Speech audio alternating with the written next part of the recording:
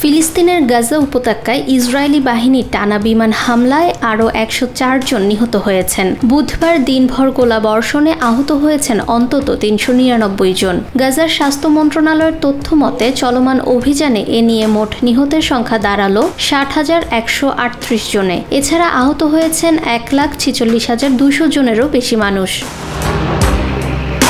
২০২৩ সালের ৭ই অক্টোবর গাজার শাসক গোষ্ঠী হামাস হঠাৎ ইসরায়েলি ভূখণ্ডে হামলা চালালে উত্তপ্ত হয়ে ওঠে পরিস্থিতি। ওই হামলায় ১২০০ জন নিহত ও ২৫১ জনকে জিম্মি করে হামাস। এরই পরিপ্রেক্ষিতে সেদিন থেকেই গাজায় অভিযান শুরু করে ইসরায়েলি প্রতিরক্ষা বাহিনী।